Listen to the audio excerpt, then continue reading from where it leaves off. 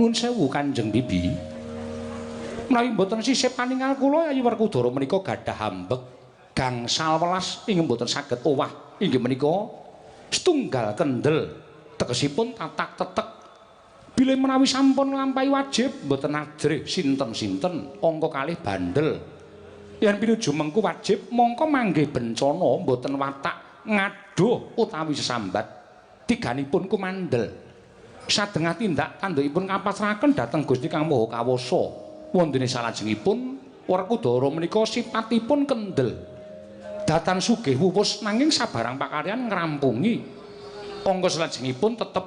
sedaya kewajiban linampan kaliyan iklasing manah mantep Werkudara mboten nate ragu-ragu ing sabarang tindak